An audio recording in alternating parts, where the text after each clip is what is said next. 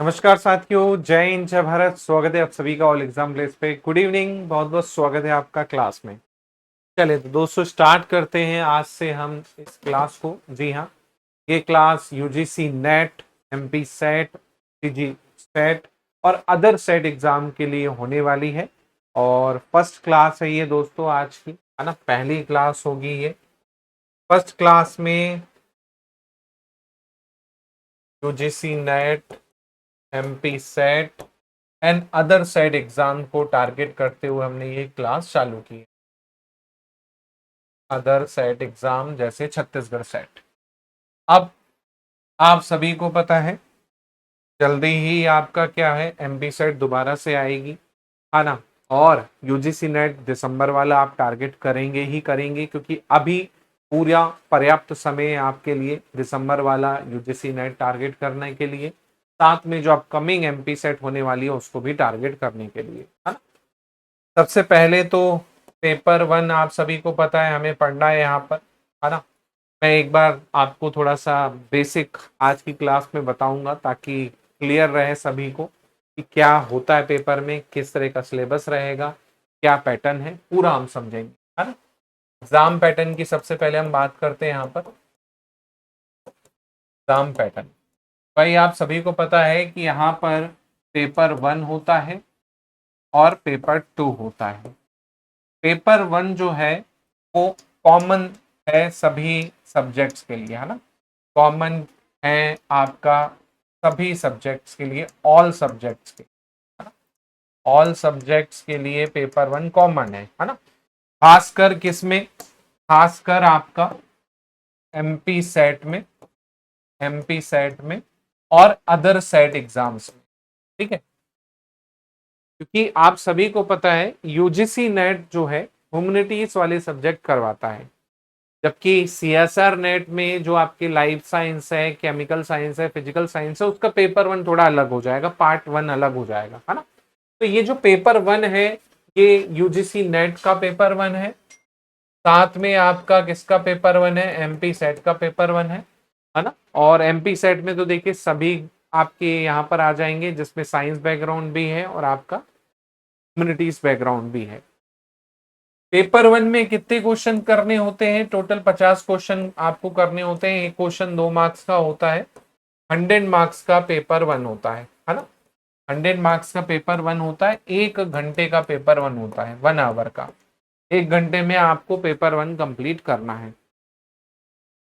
कितनी यूनिट होती है, तो पेपर वन में आप देखेंगे तो 10 यूनिट होती है। पेपर वन में कितनी यूनिट होती है, 10 यूनिट होती है। टोटल 10 यूनिट्स आपको पेपर वन में जो है देखने को मिलेंगी। यहाँ पर 10 इकाई यहाँ पर आपको पढ़नी है, अलग अलग 10 सब्जेक्ट एक तरह से आपको पढ़ने हैं। फिर आती है पेपर टू की बात। पेपर टू जो है आपका सब्जेक्ट का पेपर होता है, जो आपका सब्जेक्ट है ना। अब सब्जेक्ट में यहाँ पर आपका कितने क्वेश्चन आते हैं, 100 क्वेश्चन आपके सब्जेक्ट में आते हैं, जो कि 200 मार्क्स के होते हैं, जो कि 200 मार्क्स के होते हैं।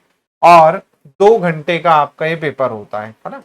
2 आवर का ये पेपर होता है। यहाँ भी आपको 10 यूनिट जो है देखने को मिलेंगी, 10 इकाई यहाँ पर भी आपको देखने को मिलेंगी।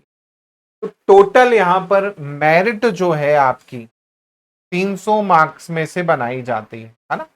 मेरिट जो होगी, फाइनल कट ऑफ जो होता है, final merit, final cut off, वो 300 मार्क्स में बनाई जाती है। अगर 300 मार्क्स में से आपका यूआर कैटेगरी के लिए 180 से 200 के बीच में आ गया तो आपका यूजीसी नेट भी क्वालिफाई हो जाता है, आपका सेट भी क्वालिफाई हो जाता है ना। जेआरएफ के लिए अगर बात करूं तो भाई जेआरएफ के लिए थोड़ा सा मार्क्स और ऊपर मान के चलिए, है ना। तो टॉप 6% यूजीसी नेट क्वालिफाई होंगे, टॉप 6% एमपी सेट क्वालिफाई होंगे, टॉप 6% लोग जो होंगे वो अदर स्टेट के जो सेट एग्जाम आप देंगे वो क्वालिफाई करेंगे। यूजीसी नेट में अगर बात करें तो भाई आपका 3 कैटेगरी होती है, अगर आप देखेंगे, है ना। यूजीसी नेट अगर आप देंगे तो उसमें 3 कैटेगरी एक्चुअली में दे रखी है। पहला है आपका JRF plus assistant professor plus PhD, है ना। ये आपका पहली कैटेगरी है। दूसरी कैटेगरी है असिस्टेंट प्रोफेसर प्लस पीएचडी। तीसरी कैटेगरी है आपकी ओनली पीएचडी, है ना। तो उसके बेसिस पर आप देखेंगे आपका क्या है, मार्क्स बन रहे हैं। उस जो आपके मार्क्स आएंगे उस हिसाब से आपका क्लियर होगा। जैसे आप देखेंगे 1 से 2% लोग, 1 से 2% लोग जो है जेआरएफ क्वालिफाई करते हैं। मतलब 100 लोग अगर अपेयर हो रहे हैं तो उसमें से 1 या 2 लोग जो होंगे जेआरएफ के लिए सिलेक्ट होंगे। फिर आता है एपी प्लस पीएचडी, टॉप 6% लोग, 6% लोग जो हैं आपके, वो आपके सेलेक्ट होंगे किसमें, असिस्टेंट प्रोफेसर प्लस पीएचडी के लिए। फिर आता है पीएचडी ओनली, है ना, तो इससे केवल आप पीएचडी कर सकते हैं, एपी के लिए अप्लाई नहीं कर पाएंगे। इनका टारगेट है कि मुझे असिस्टेंट प्रोफेसर ही बनना है, तो वो यूजीसी नेट का सेकंड कैटेगरी या फिर फर्स्ट कैटेगरी को टारगेट करके रखेगा तो चलेगा। अब जेआरएफ के लिए देखो कंडीशन भी होती है कुछ कुछ, एज क्राइटेरिया होता है, एज का रहता है क्राइटेरिया, जनरली 30 साल होता है। रिजर्वेशन जोड़ लो तो 5 साल का एक्स्ट्रा, है ना, तो 35 ईयर तक आपका हो जाता है यूआर कैटेगरी को छोड़ के। जो कैटेगरी से आते हैं उनको 5 साल का रिलैक्सेशन है। तो वहां पर तो जेआरएफ में कैटेगरी डिसाइड है। आपका भाई एज है आपका 30, यूआर हो तो आप जेआरएफ क्वालिफाई हो गए, तो आपको फेलोशिप और वो सब चालू हो जाएगी। लेकिन अगर आपकी एज 30 के ऊपर है और आप यूआर हैं तो फिर आपका नहीं हो पाएगा। हाँ, कैटेगरी में आपको 5 साल का छूट मिल जाता है। अगर आप वुमन हैं, आप एससी से हैं, एसटी से हैं, तो आपको 5 ईयर का जेआरएफ में छूट मिल जाता है। रही बात एज की, किसकी, एमपी सेट की और बाकी के एज की, तो एपी के लिए कोई अपर एज नहीं है ना, असिस्टेंट प्रोफेसर की कोई अपर एज नहीं है, नो अपर एज, ये याद रखो। काफी ऐसे स्टूडेंट हैं वो सोचते हैं सर मेरी एज 40 हो गई है, दे सकते हैं। अगर आप एमपी के हैं, महिला हैं, 45 साल तक आप एग्जाम में अपियर हो सकती हैं। पुरुष हैं, कैटेगरी से हैं, तो भी आप 45 साल तक की उम्र में अपियर हो सकते हैं असिस्टेंट प्रोफेसर में।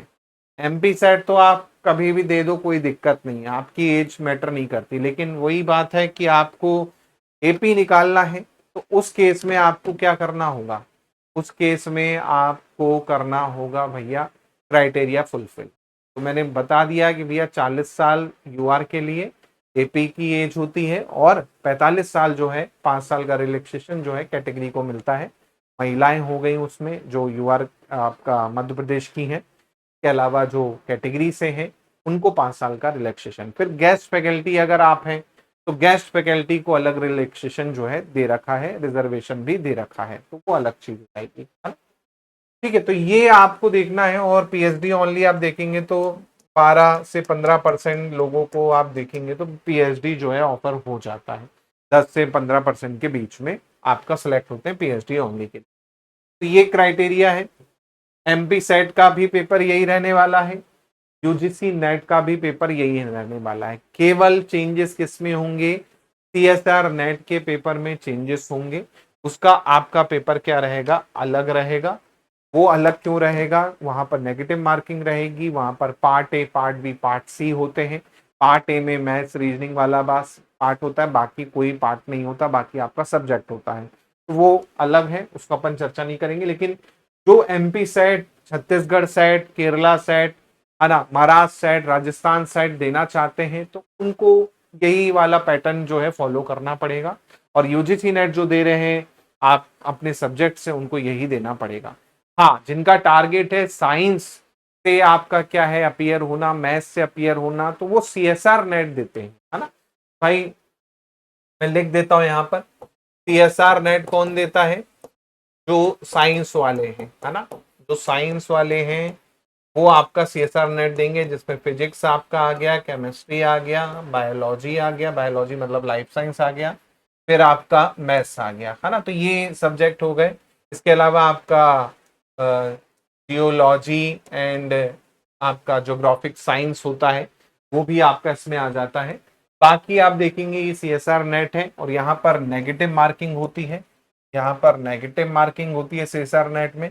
साथ में यहाँ पर पार्ट ए होता है जिसमें आपका मैथ्स रीजनिंग और डीआई होता है ना, मैथ्स रीजनिंग एंड डीआई होता है, ये पार्ट ए होता है। बस इतना ही आता है, 3 यूनिट एक तरह से जो आप यूजीसी नेट में पढ़ेंगे, वो 3 यूनिट यहाँ पर आपकी होती है, साथ में नेगेटिव मार्किंग रहती है। जबकि यहाँ पर आप देखेंगे आपका एमपी सेट या यूजीसी नेट में नो नेगेटिव मार्किंग है ना, नो नेगेटिव मार्किंग, कोई भी नेगेटिव मार्किंग नहीं रहती है अभी तक फिलहाल, और आगे वाले समय पर क्या होगा कुछ कह नहीं सकते, लेकिन फिलहाल अभी तक नेगेटिव मार्किंग जो है यहाँ पर आपको देखने को नहीं मिलेगी यूजीसी नेट में और किसमें, एमपी सेट में, छत्तीसगढ़ सेट में, बाकी सेट एग्जाम्स में। केवल नेगेटिव मार्किंग सीएसआर नेट में आपको मिलेगी, उसका पैटर्न आपको मैंने बता दिया है, और भी डिटेल पैटर्न के लिए फिर हम अलग से उसको चर्चा करेंगे। फिलहाल अभी हम केवल एमपी सेट और यूजीसी पर फोकस करते हैं। 10 यूनिट यहाँ पर आपको पढ़नी होती है पेपर वन में, है ना, पेपर वन का मैं बता रहा हूँ, पेपर वन में 10 यूनिट आपको पढ़नी होती है। कौन कौन सी पढ़नी है, तो टीचिंग एप्टीट्यूड पढ़ना है आपको, टीचिंग एप्टीट्यूड, शिक्षण अभिक्षमता जिसे हम कहते हैं। फिर आपको पढ़ना है रिसर्च एप्टीट्यूड, रिसर्च एप्टीट्यूड पढ़ना है आपको। फिर आपको पढ़ना है यहाँ पर कम्युनिकेशन, संचार जिसे हम कहते हैं। फिर आपको पढ़ना है कॉम्प्रिहेंशन, जिसे हम बोध कहते हैं। फिर आपको पढ़ना है मैथ्स प्लस रीजनिंग वाला पार्ट, है ना, मैथमेटिकल रीजनिंग एंड एप्टीट्यूड। फिर आपको पढ़ना है यहाँ पर लॉजिकल रीजनिंग वाला पार्ट, लॉजिकल रीजनिंग जो कि अलग है थोड़ी। फिर आपको पढ़ना है डाटा इंटरप्रिटेशन, डीआई जिसको हम कहते हैं, डाटा इंटरप्रिटेशन जिसको हम डीआई कहते हैं। फिर आपको पढ़ना है यहाँ पर आईसीटी, इंफॉर्मेशन कम्युनिकेशन टेक्नोलॉजी। फिर आपको पढ़ना है environment and human activities and sustainable development goal. और लास्ट यूनिट जो पढ़नी है आपको हायर एजुकेशन पढ़नी है, लास्ट यूनिट जो आपको पढ़नी हो क्या पढ़नी है, हायर एजुकेशन पढ़नी है। फिर 10 यूनिट जब आप कर लेंगे तब जाके आपका क्या होगा, तब जाके आपका पेपर वन कंप्लीट होता है ना। अब यहाँ पर कुछ यूनिट थ्योरी हैं, कुछ यूनिट ऐसी हैं जो आप पहली बार पढ़ेंगे, जैसे बहुत सारे लोग टीचिंग एप्टीट्यूड, रिसर्च एप्टीट्यूड पहली बार पढ़ेंगे, है ना। इसके अलावा आपने साइंस वाला एनवायरनमेंट तो चलो पढ़ा होगा, हायर एजुकेशन जो है पहली बार पढ़ेंगे। ये 3 ऐसी यूनिट हैं जो पहली बार पढ़ोगे आप, बाकी कहीं ना कहीं आपने पढ़ी होगी, है ना। डीआई आपने बैंकिंग एसएससी इनके एग्जाम दिए होंगे, वनडे एग्जाम दिए होंगे तो वहां पर लगाई होगी। रीजनिंग में लॉजिकल का कुछ पार्ट आपने पढ़ा होगा, अब इसमें इंडियन लॉजिक है वो आपके लिए नया होगा, है ना। मैथ्स और रीजनिंग वही रहेगी जो आपने पढ़ी है, coding decoding blood relation direction, है ना। मैथ्स में आपका अर्थमेटिक ही आएगा, एडवांस पार्ट नहीं आता है अर्थमेटिक में। जैसे आपका क्या आ जाएगा भाई, अर्थमेटिक में आपका नंबर सिस्टम, जैसे आपका मैन पूछ लेता, कई बार परसेंटेज पूछ लेता है ना। तो ये वाला पार्ट आप देखेंगे, एचसीएफ एलसीएम हो गया, है ना, आपका प्रॉफिट लॉस हो गया, सीआईएसआई हो गया, ये आपका मैथ्स में आ जाएगा। रीजनिंग में आपका इसी में साथ में क्या आएगा आपका, मैंने बता ही दिया, ब्लड रिलेशन और डायरेक्शन वाला पार्ट है, कोडिंग और डिकोडिंग और ये सब आ जाएगा, है ना। कम्युनिकेशन आपके लिए हो सकता है थोड़ा बहुत नया हो, लेकिन जिसने एमपीपीएससी का एग्जाम दिया है या फिर कोई भी सिविल सर्विस का एग्जाम दिया है तो उसने जरूर आपका कम्युनिकेशन संचार पढ़ा होगा, बहुत अच्छा टॉपिक है। अब देखो जहां पर आप अच्छे से स्कोर कर सकते हो, जिसको थ्योरी के रूप में पढ़ना है, उसको मजबूत करना है, वो मैं आपको बता देता हूँ जहां से 100% स्कोर बनेंगे। एक तो आपका टीचिंग एप्टीट्यूड आप अच्छे से करेंगे, 100% बनेगा। रिसर्च एक बार थ्योरी पढ़ ली, 100% क्वेश्चन बनेगा। कम्युनिकेशन में भी 100% क्वेश्चन आपसे बन जाएंगे, है ना। और आईसीटी से भी 100% आपसे क्वेश्चन बन जाएंगे। तो ये 4 यूनिट ऐसी है जो आपको 100% बना सकती है। फिर ये थ्योरी है, अगर आपने एक बार थ्योरी पढ़ी तो 100% क्वेश्चन बनेंगे, 100%, है ना। बात करते हैं यहाँ पर कॉम्प्रिहेंशन की, तो कॉम्प्रिहेंशन से भी 100% बन सकते हैं, बस यहाँ पर क्या मांगेगा, वो आपसे प्रैक्टिस मांगेगा। तो कुछ सब्जेक्ट जो प्रैक्टिस मांगने वाले हैं वो है आपका मैथ्स, रीजनिंग, कॉम्प्रिहेंशन, है ना, डीआई, लॉजिकल रीजनिंग। ये ऐसे सब्जेक्ट हैं 4, अगर आप देखेंगे, जिसमें आपको प्रैक्टिस चाहिए, है ना, जिसमें आपको क्या चाहिए, प्रैक्टिस चाहिए। हाँ बिल्कुल, लाइफ साइंस का कोर्स स्टार्ट होगा, मतलब अगस्त से मान के चलिए स्टार्ट होगा, है ना। लाइफ साइंस का नया बैच हमारा तो अगस्त में मान के चलिए आपको लॉन्च हो जाएंगे बहुत सारे सब्जेक्ट के CSR नेट पे। फिजिक्स भी आपका हो सकता है चालू हो जाए, लाइफ साइंस भी चालू हो जाए, तो अलग अलग सब्जेक्ट जो है वो पूरे आपको मिलने वाले हैं। तो प्रैक्टिस जहां पर आपको चाहिए, जहां पर आपको क्या है खुद से क्वेश्चन लगाने पड़ेंगे, कोई 4 सब्जेक्ट हैं, जैसे लॉजिकल रीजनिंग का कुछ पार्ट, DI पूरा, मैथ्स रीजनिंग पूरा, कॉम्प्रिहेंशन। यहां पर पूरा खेल जो है प्रैक्टिस का है। एक बार आपने क्वेश्चन का कॉन्सेप्ट समझ लिया कि क्वेश्चन कैसे सॉल्व करते हैं, फॉर्मूला याद कर लिया, उसके बाद जितने क्वेश्चन आप लगाओगे उतना ज्यादा आपका सटीक रिजल्ट देखने को मिलने वाला है। 2 सब्जेक्ट यहां पर बच रहे हैं, एक एनवायरमेंट, दूसरा हायर एजुकेशन। तो ये भी थ्योरी है, बट ये बहुत ज्यादा ब्रॉड है ना, बहुत ज्यादा ब्रॉड है। इसमें कई बार क्या है, कई बार वो साइंस आपका दे देगा, जैसे इसमें कई बार वो करंट अफेयर को लिंक करके दे देगा, तो यहां पर प्रिडिक्टेबल नहीं हो पाता है कि एग्जैक्ट क्वेश्चन क्या बनेंगे, है ना।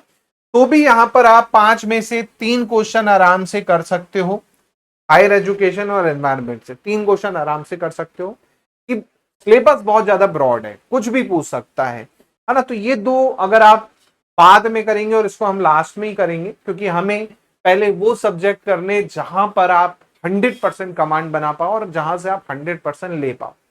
तो भाई पहले हम इन सब्जेक्ट्स को करेंगे जहां से 100% आप क्या करेंगे, पढ़ के 100% क्वेश्चन बना पाएंगे, 100% क्वेश्चन बना पाएंगे, तो पहले हम उनको करेंगे, है ना।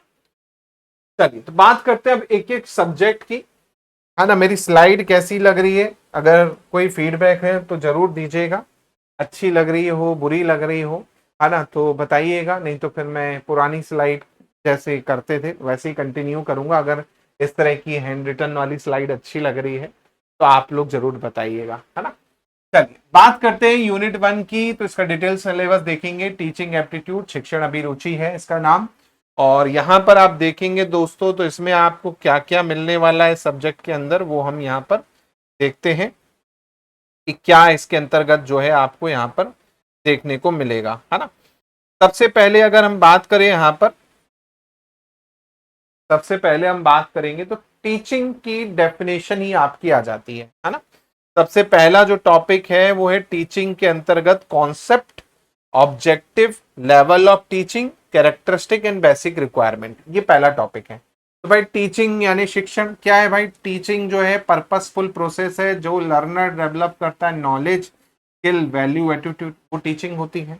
अब टीचिंग के अंतर्गत जैसे मैंने बताया कि भाई एक तो आपका क्या पढ़ना है, हमको कॉन्सेप्ट पढ़ना है टीचिंग के अंतर्गत, दूसरा टीचिंग की ऑब्जेक्टिव पढ़ने, उद्देश्य क्या होते हैं वो पढ़ने हैं, है ना। कॉन्सेप्ट पढ़ना है, ऑब्जेक्टिव पढ़ना है, ऐसे ही हमको लेवल ऑफ टीचिंग पढ़ना, बहुत इंपॉर्टेंट है भाई लेवल ऑफ टीचिंग, है ना। वेरी इंपॉर्टेंट टॉपिक, क्योंकि यहां से हमेशा प्रश्न आपको मिलेगा ही मिलेगा। लेवल ऑफ टीचिंग से एक क्वेश्चन कंफर्म मान के चलो, जिसमें 3 लेवल आप पढ़ते हैं, मेमोरी लेवल, अंडरस्टैंडिंग लेवल और रिफ्लेक्टिव लेवल। मतलब बच्चा छोटा होता है, फिर थोड़ा बड़ा होता है और एकदम बड़ा हो जाता है ना। तो उस हिसाब से यहाँ पर क्या है बांट रखा है मेमोरी लेवल को, इसमें अलग अलग आपका क्या है वो है ना, ये आपको ध्यान रखना है। इसी प्रकार कैरेक्टरिस्टिक की बात करते हैं कि भाई टीचर की या टीचिंग की कैरेक्टरिस्टिक विशेषता क्या होगी। तो भाई विशेषता में आप देखेंगे तो भाई फीडबैक होता है, जैसे अभी मैंने आपसे फीडबैक लिया कि स्लाइड कैसी लगी है, तो आपने बोला नहीं सर बढ़िया लग रही है ना। इसी प्रकार आपका उद्देश्य होता है पढ़ाने का, जैसे मेरा उद्देश्य है कि भाई मैं आपको पढ़ाऊं तो आपका 100% एग्जाम जो है क्वालिफाई हो ही जाए, MP सेट का और UGC सेट का। ऐसे ही आपका इंटरेक्शन, जैसे अभी हम चर्चा कर रहे हैं, संवाद कर रहे हैं, तो अलग अलग कैरेक्टरिस्टिक होती है, उनको हमको यहाँ पर क्या है पढ़ना होगा टीचिंग एप्टीट्यूड में।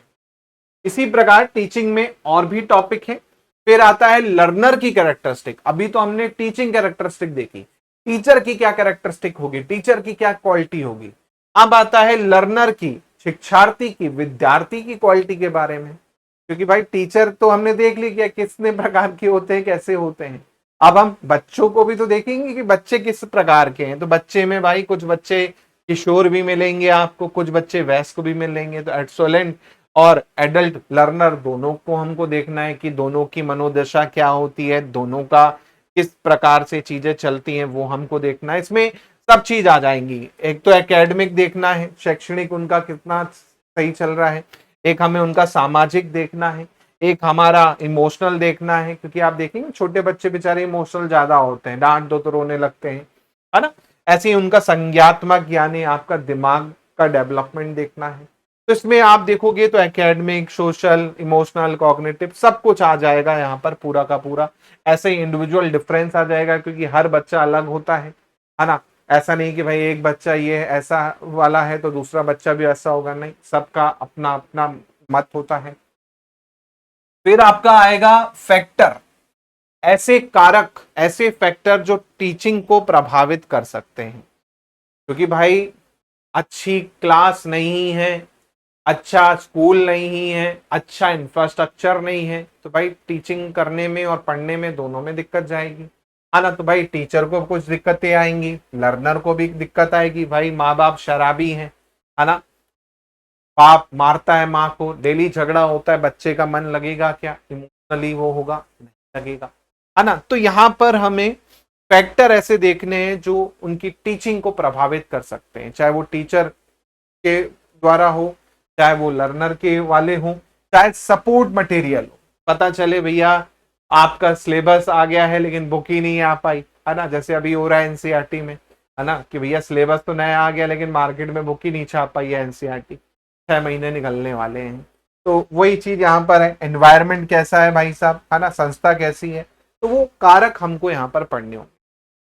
उसके बाद अगला जो टॉपिक आपको देखना है वो है मेथड और इवैल्यूएशन, विधि पढ़ाने की और मूल्यांकन किस तरह से किया जाता है। तो विधि में आप देखेंगे तो यहाँ पर अलग अलग विधि हैं, जिसमें टीचर सेंटर विधि है, लर्नर सेंटर विधि है। टीचर सेंटर विधि मतलब जो टीचर अपने हिसाब से करता है, जैसे अभी लेक्चर में आपको ले रहा हूं, है ना, तो वो आपका क्या है, टीचर सेंटर हो गया, है ना। ऐसे ही आप और मैं मिलकर बैठ के ग्रुप डिस्कशन कर रहे हैं, डेमोस्ट्रेशन कर रहे हैं, तो वो क्या हो गया भाई, लर्नर सेंटर हो गया। तो टीचर सेंटर मेथड हो गई और लर्नर सेंटर मेथड हो गई, इनको हमको क्या है अच्छे से करना है। इसी प्रकार ऑफलाइन क्लास, ऑनलाइन क्लास, इनको हमको पढ़ना है, डिफरेंस क्या होता है। साथ में स्वयं के बारे में पढ़ना है, स्वयं हो गया, मूक हो गया, स्वयं प्रभा हो गया, जो गवर्नमेंट के आपके एजुकेशनल वो है पोर्टल है, उनको हमको पढ़ना है, नैपटेल हो गया, तो इनके बारे में हमको यहाँ पर देखना होगा। फिर आता है इवैल्यूएशन, मूल्यांकन। जैसे कि आप सभी को पता है क्लास में वीकली टेस्ट होते हैं, मंथली टेस्ट होते हैं, फिर आपका क्वार्टरली एग्जाम होता है, हाफ ईयरली होता है, फिर आपका ईयरली एग्जाम होता है। तो आपका वीकली से लेके ईयरली तक का एग्जाम चलता है, वो क्यों किया जाता है, ताकि आपका मूल्यांकन किया जा सके, ताकि आपका इवैल्यूएशन किया जा सके कि कितना आपको आता है ना। तो वो यहाँ पर आपको क्या है पढ़ना है, वो आपको यहाँ पर क्या होगा देखना होगा, है ना। इसके अलावा आपका यहाँ पर एक टॉपिक और आपको देखने को मिलता है, teaching support system. Teaching support system पढ़ना है आपको, टीचिंग सपोर्ट सिस्टम, जिसमें आपका आईसीटी का क्या रोल है ना, इंफॉर्मेशन टेक्नोलॉजी का क्या रोल है टीचिंग में आज की डेट में, ये आपको करना है ना। तो ये आपको ध्यान रखना है। चलो, इतना आपको ध्यान रखना है, ये असिस्टेंट प्रोफेसर का नहीं है, एमपी सेट की क्लास है ये, है ना। तो ये आपको ध्यान रखना है, ये पूरा का पूरा किससे जुड़ा हुआ सिलेबस था, टीचिंग से जुड़ा हुआ सिलेबस था। अब आते हैं हम सेकंड यूनिट पे, रिसर्च एप्टीट्यूड पे, शोध अभिरुचि पर। रिसर्च में सबसे पहले आपको रिसर्च क्या होती है ना, रिसर्च क्या होती है भाई, तो भैया रिसर्च दोबारा से खोज, है ना। तो एक तरह से शोध ज्ञान की खोज, सत्यापन, विकास हेतु व्यवस्थित अन्वेषण जो है। फिर रिसर्च के प्रकार आपको पढ़ने हैं, अलग अलग प्रकार होते हैं, बेसिक रिसर्च होती है, अप्लाइड रिसर्च होती है ना, एक्शन रिसर्च होती है, सबको पढ़ना है। फिर रिसर्च की कैरेक्टरिस्टिक विशेषताएं पढ़नी है हमें, है ना, कि क्या क्या कैरेक्टरिस्टिक होती हैं। फिर एक इंपॉर्टेंट टॉपिक है पॉजिटिविज्म, प्रत्यक्षवाद और पोस्ट पॉजिटिविज्म, उत्तर प्रत्यक्षवाद, इन दोनों को पढ़ना है। अगस्त कॉम्टे के बारे में पढ़ना है पॉजिटिविज्म में, है ना, इनके डिफरेंस क्या है, दोनों में अंतर क्या है, दोनों के रियल लाइफ एग्जाम्पल क्या है, ये हमको पढ़ने हैं, है ना। साथ में मेथड्स पढ़नी है जो कि बहुत इंपॉर्टेंट है। अगर आपने मेथड्स ही कर लिए तो 2 से 3 क्वेश्चन आपको बन जाएंगे। रिसर्च के अलग अलग मेथड्स होते हैं, क्वालिटेटिव, क्वांटिटेटिव, है ना, एक्सपेरिमेंटल, डिस्क्रिप्टिव, हिस्टोरिकल, है ना। तो ये सब गुणात्मक हो गए, मात्रात्मक हो गए, ये सब मेथड्स को हमको पढ़ना है। लगभग मैं आपको यहाँ पर 30 मेथड्स के आसपास पढ़ाऊंगा, 30 मेथड्स पढ़ाऊंगा, उसके बाहर कुछ भी नहीं जाएगा। 30 मेथड्स में आपको यहाँ पर पढ़ाऊंगा, 30 मेथड्स, उसके बाहर कुछ भी नहीं जाने वाला। बस इतना कर लोगे, 30 मेथड में ही आपकी पूरी मेथड हो जाएंगी, वहीं से क्वेश्चन बनेगा। फिर आता है आपका रिसर्च की प्रोसेस। रिसर्च की प्रोसेस क्या होती है, या मैं कहूं आपका रिसर्च प्रोसेस में स्टेप्स आ जाएगा, रिसर्च कैसे की जाती है, शोध के चरण हो जाते हैं, जिससे हमेशा क्वेश्चन आता है, इंपॉर्टेंट है। थीसिस किस तरह से लिखी जाती है, लेखन में क्या होता है, रेफरेंसिंग स्टाइल जो आप पढ़ते हैं, एपीए एमएलए, है ना, एपीए एमएलए जो रेफरेंसिंग स्टाइल पढ़ते हैं, ये आपको देखना है। फिर आपका आईसीटी, किस तरह का रिसर्च में टेक्नोलॉजी का यूज हो रहा है, और रिसर्च के एथिक्स क्या होते हैं, शोध नैतिकता क्या होती है, उसके बारे में आपको यहाँ पर पढ़ना है। तो ये आपका क्या हो जाती है, रिसर्च वाली यूनिट हो जाती है। फिर आता है आपका कॉम्प्रिहेंशन। ये तो बहुत पहले से बनाते हुए आ रहे हैं। आपको एक बोध मिलेगा, एक गद्यांश मिलता है, हिंदी इंग्लिश दोनों में आता है। आपको उसको पढ़कर कुछ प्रश्नों के आंसर देने होते हैं, 5 प्रश्न रहेंगे, पांचों के क्या है आपको आंसर देने पड़ेंगे, है ना। तो वो आपका गद्यांश है, और ये फ्री के मार्क्स है। एक्चुअल में आप देखेंगे अगर आपने थोड़ा भी प्रैक्टिस कर ली है तो कॉम्प्रिहेंशन आराम से आप कर सकते हो, कोई दिक्कत नहीं। बस प्रैक्टिस कैसे करनी है कि डेली आप एक कॉम्प्रिहेंशन लगाओ एग्जाम तक। 100 कॉम्प्रिहेंशन आपने लगा लिए जिस दिन, 100 कॉम्प्रिहेंशन, तो आपका 5 में 5 पक्का हो जाना है। और वो 100 कहाँ से आएंगे, तो टेस्ट सीरीज में भी मिल जाएंगे, फिर भैया आपका क्या है, आपका ओल्ड पेपर भी है उसमें भी मिल जाएंगे आपको, है ना। इसी प्रकार आपका दोस्तों यूनिट 5th जो है आपकी फोर्थ जो है कम्युनिकेशन, संचार। तो संचार में एक तो संचार की परिभाषा, अर्थ क्या होता है भाई, कम्युनिकेशन क्या है, इंफॉर्मेशन का आदान प्रदान, है ना, फीलिंग का आदान प्रदान, आइडिया का आदान प्रदान, कम्युनिकेशन है ना, जिसमें मीनिंग पढ़नी है। फिर टाइप ऑफ कम्युनिकेशन पढ़ने हैं, जिसमें वर्बल और नॉन वर्बल कम्युनिकेशन आपको पढ़ने हैं, है ना। कैरेक्टरिस्टिक पढ़नी है, ग्रुप कम्युनिकेशन पढ़ना है, क्लासरूम कम्युनिकेशन पढ़ना है। कम्युनिकेशन की प्रोसेस क्या होती है, कम्युनिकेशन के अलग अलग मॉडल होते हैं, है ना, जिसमें आप देखेंगे अलग अलग मॉडल्स को आपको पढ़ना पड़ेगा। अलग अलग ऑथर्स ने अलग अलग मॉडल दे रखे हैं कम्युनिकेशन के, बहुत इंपॉर्टेंट है, डायरेक्ट क्वेश्चन आ जाएगा आपको। ऐसे ही आपका sender, message, channel, receiver, feedback, है ना, जैसे ये बेसिक मॉडल है ना, आपका किसका, कम्युनिकेशन का, जिसमें सबसे फेमस मॉडल होता है एसएमसीआर मॉडल, है ना, एसएमसीआर मॉडल जिसको हम कहते हैं पैरलो मॉडल के नाम से भी जाना जाता है, इसको हमको पढ़ना है डिटेल में। फिर आपका इफेक्टिव कम्युनिकेशन कैसे बनेगा, आप प्रभावी संचार कैसे कर सकते हैं, उसके बारे में पढ़ना है हमको। फिर हमें कम्युनिकेशन में भी कुछ बाधाएं आती हैं भाई साहब, उसको पढ़ना है कि भाई कम्युनिकेशन में बाधा आएंगी अलग अलग प्रकार की, है ना, वो आपको पढ़ना है। फिर आपका मास मीडिया जनसंचार माध्यम आपको पढ़ना है। जैसे मोदी जी रात को 8 बजे आ जाएंगे टीवी पर, भाई और बहनों, है ना, कि आज से ये बंद हो रहा है, तो ये क्या है आपका मास मीडिया है ना। मास लोगों तक पहुंचना, आज की डेट में जंतर मंतर पर जो आपका हो रहा है वो मास मीडिया तक पहुंच रहा है सोशल मीडिया के माध्यम से। किसी ने भी वीडियो डाला आज की डेट में, सोशल मीडिया के माध्यम से आप तक पहुंच रहा है कि किस तरह से सरकार जो है अत्याचार कर रही है लोगों पर, है ना। ये पूरा का पूरा आपके पास पहुंचा हुआ है, किसके कारण, मास मीडिया के कारण, लेकिन गोदी मीडिया के कारण नहीं, क्योंकि गोदी मीडिया चैनल तो दिखाई नहीं रहे। स्टूडेंट प्रोटेस्ट मैन जो बड़े बड़े चैनल्स हैं, कौन कवर कर रहा है, सोशल मीडिया आज की डेट में क्या है, कवर कर रहा है पूरा का पूरा, है ना। तो वही यहाँ पर मास मीडिया। फिर आपका अगली यूनिट है यूनिट 5, जो कि है मैथमेटिकल रीजनिंग, गणितीय तर्क। रीजनिंग इसमें है एक पार्ट, एक है एप्टीट्यूड पार्ट। रीजनिंग में type of reasoning, number series, letter series, coding, relationship, ये बस दे रखा है सिलेबस में, लेकिन हम पढ़ते पूरा ही है, क्योंकि ऐसा नहीं है कहीं से भी क्वेश्चन आ जाए। ब्लड रिलेशन से भी कई बार दे दिया था क्वेश्चन, कई बार डायरेक्शन भी दे सकता है। तो पढ़ना हमको पूरे ही रीजनिंग के टॉपिक हैं जो इंपॉर्टेंट है। फिर आता है मैथ्स वाला पार्ट। तो मैथ्स में आपका भिन्न, ratio, percentage, profit loss, interest, average ये दे रखा है, लेकिन नंबर सिस्टम और ये बेसिक जैसे इनके भी क्वेश्चन कई बार वो पूछता है, तो आपको पढ़ना ही पड़ेगा। तो मैथ्स में भी थोड़े ज्यादा ही टॉपिक पढ़ने पड़ते हैं, लिखा बस उसने सिलेबस में इतना ही है। यूजीसी नेट में खासकर अगर आप टारगेट करेंगे तो वहां ज्यादा आपको पूछ सकता है ना। एमपी सेट में तो इतने से भी काम चल जाता है। ठीक है, तो यहां पर जैसे कि मैंने कहा ना कि ये ऐसा टॉपिक है जहां पर प्रैक्टिस इंपॉर्टेंट है। जितना ज्यादा दोस्तों आप प्रैक्टिस करोगे मैथ्स और रीजनिंग की, उतना श्योर आप एग्जाम में रहोगे। 100% क्वेश्चन बनेगा। केवल और केवल कमी यहां पर किसकी रह जाती है? प्रैक्टिस की कमी रह जाती है। प्रैक्टिस यहां पर आपको बहुत अच्छे से करनी होगी। फिर आता है लॉजिकल वाला पार्ट। तो इसमें भी दो पार्ट है, एक है लॉजिकल रीजनिंग पार्ट और एक है इंडियन वाला पार्ट। तो लॉजिकल में आर्गुमेंट क्या होते हैं, तर्क क्या होते हैं, प्रपोजिशन क्या होते हैं, मूड एंड फिगर क्या होते हैं, ये इंपॉर्टेंट है। इस बार भी क्वेश्चन एमपी सेट में पूछा गया था, है ना। फॉलेंसी, तर्क दोष क्या होते हैं, है ना। आपका कैनोस्टन एंड डोनेशन क्या होते हैं, डिडक्टिव इंडक्टिव फॉर्म क्या होता है, एनालॉजी और वेन डायग्राम क्या है, वो यहां पर आपको देखने होंगे। क्लोजिज्म जो है आपका एक्चुअल में आप देखेंगे वो भी इसी का पार्ट है। क्लोजिज्म, न्याय वाक्य जिसे हम कहते हैं, वो भी इसी का पार्ट है।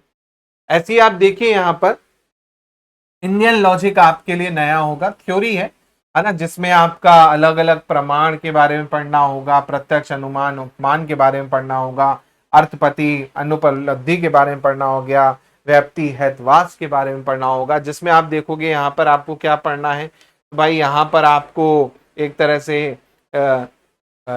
वैदिक ज्ञान के बारे में पढ़ना है, आपको बौद्धिक जैन ज्ञान के बारे में पढ़ना है, और आपको इसमें बुद्ध ज्ञान के बारे में पढ़ना है। तो उनके जो फिलोसॉफी है उनको यहाँ पर थोड़ा सा इंडियन लॉजिक में आपको क्या है पढ़ना पड़ेगा।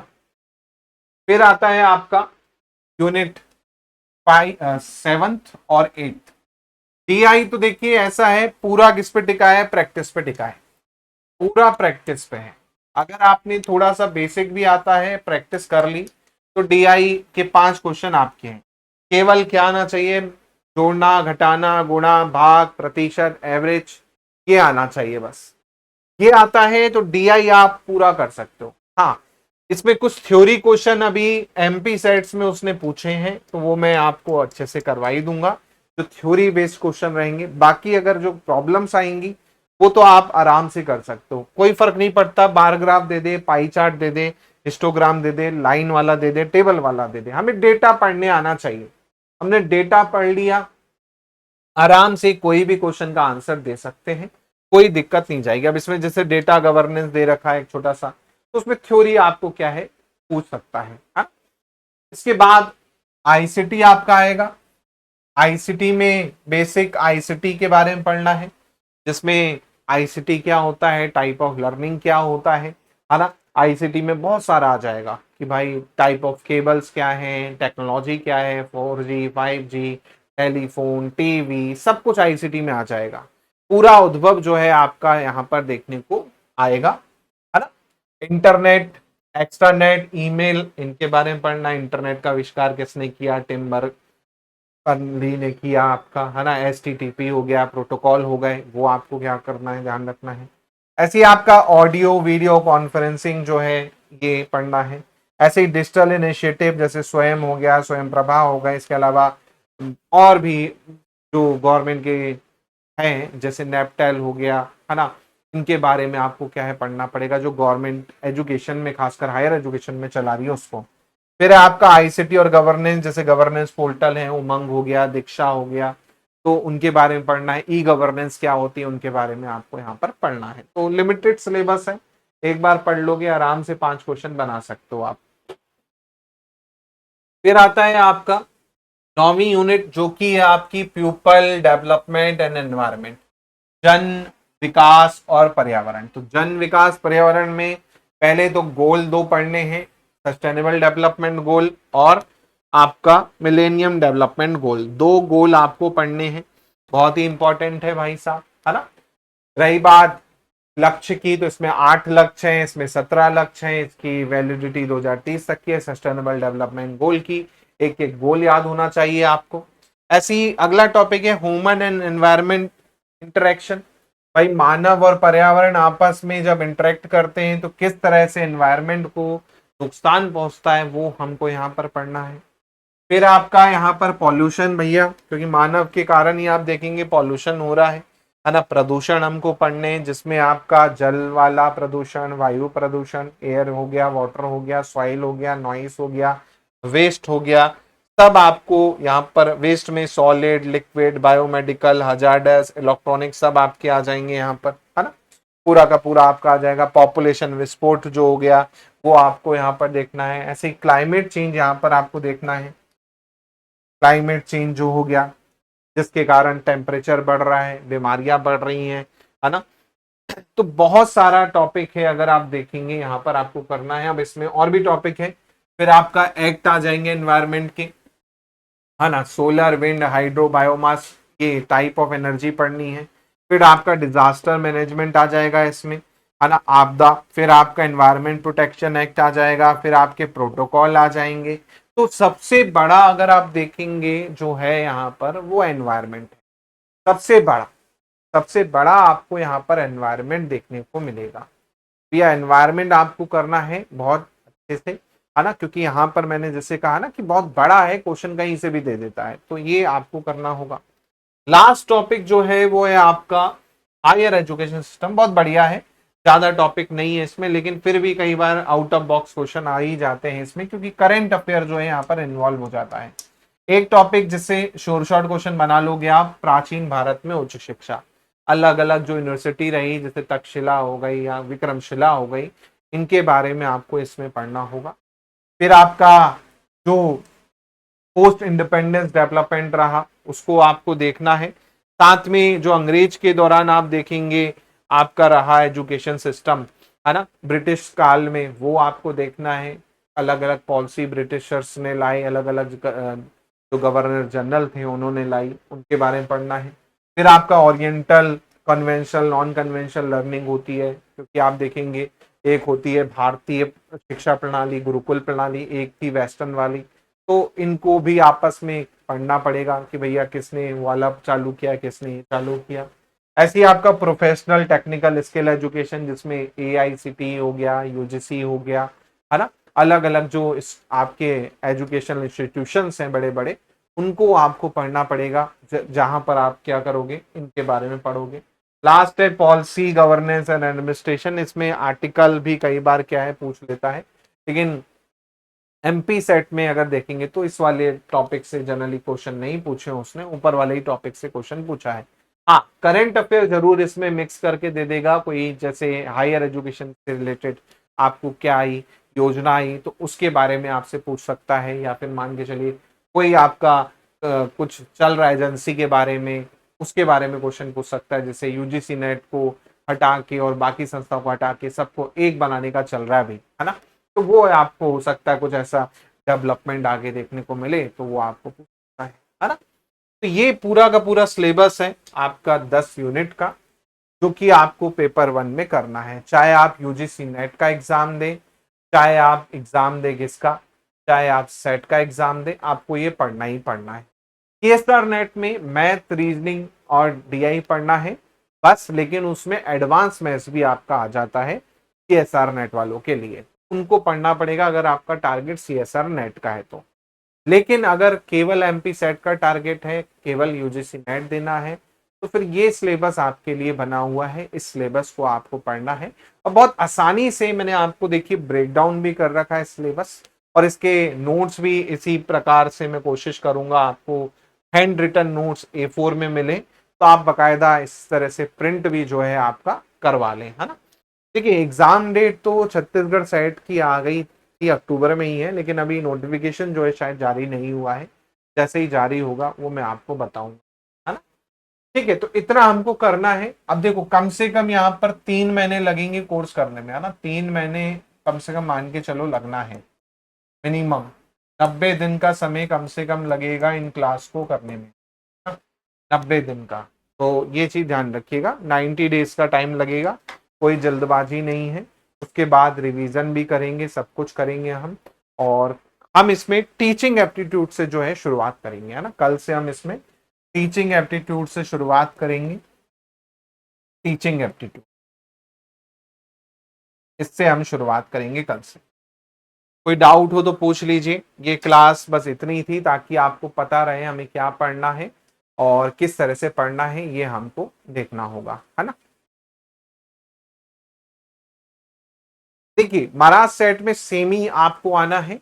जो मेरा कोर्स ऑलरेडी रिकॉर्डेड वाला है पूरा वही देखिए। साथ में जो उसमें एमसीक्यू है और मैराथन क्लासेस है वो जरूर देख लीजिएगा। 100% आपका क्या है हो जाएगा। क्लास का टाइम 7 बजे ही रहेगा, है ना। 7 बजे क्लास का टाइम रहेगा शाम को। 7 बजे से 7:30 और 7:30 बोलो 8:30 तक भी जा सकती है क्लास। अभी बस इतना ही आपको रखना है। हाँ, केमिकल साइंस का बैच जो है आपका जल्दी बैच अगस्त से शुरू होंगे हमारे, है ना। 2 या 3 अगस्त तक या 5 अगस्त तक अपन कोशिश करेंगे जो जो नए सब्जेक्ट्स हैं उनके भी स्टार्ट कर दें। हाँ, और कोई डाउट है? बाकी जिनका अभी महाराज सेट का एग्जाम है वो बस अच्छे से वो लाइफ साइंस का भी स्टार्ट करेंगे अपन, है ना। लाइफ साइंस का भी स्टार्ट होगा। हाँ, अभी जो क्लास है, अभी इस मंथ जो रहेगी एक क्लास रहेगी, नेक्स्ट मंथ से 2 या 3 क्लास चालू हो जाएंगी, है ना। लॉ की कोशिश करते हैं, अगर वो भी पॉसिबल होगी तो वो भी स्टार्ट कर देंगे, है ना। अभी फिलहाल एक क्लास रहेगी पेपर 1 की। के बाद अगले मंथ से मतलब 9 आपका अगस्त से 2 क्लासेस कम से कम चालू हो जाएंगी, 3 भी हो सकते हैं चालू, है ना। अभी फिलहाल एक रहेगी, ठीक है। और मैंने टाइम दे ही दिया आपको 90 डेज का। आज से अगर बैच देखेंगे तो लाइव क्लास में कवर हो जाएगा आपका। और जिसको जल्दी है थोड़ा सा तो वो रिकॉर्डेड भी देख सकता है, कोई चेंजेस नहीं होने वाला कंटेंट में। सेम कंटेंट रहेगा, कोई चेंजेस नहीं होने वाला है। तो अगर आपके पास समय नहीं है तो जो रिकॉर्डेड बैच है वही देख लीजिए। वही चीज मैंने यहाँ पर लाइव में आके पढ़ानी है, वही चीज आपको रिकॉर्डेड में मिल जानी है। कोई बदलाव नहीं मिलने वाला उसमें, है ना, सेम रहने वाला है। तो आप समय कम है, अगर एग्जाम जल्दी है तो बिल्कुल आप रिकॉर्डेड से भी कवर कर सकते हैं, कोई चेंजेस वहां नहीं मिलेगी। और अगर साथ के साथ करना है तो साथ के साथ करते चलिएगा, है ना। हाँ, लॉजिकल रीजनिंग की तो होगी ना क्लास। लॉजिकल रीजनिंग तो मैंने करवा ही रखा है कोर्स में, आप वो भी देख सकते हैं। लॉजिकल रीजनिंग कंप्लीट है उसमें, वो देख सकते हैं। अभी फिलहाल टीचिंग से हम स्टार्ट करेंगे यहाँ पर, है ना। चलिए, तो मिलते हैं अगली क्लास में। बहुत बहुत धन्यवाद। जय हिंद, जय भारत, थैंक यू।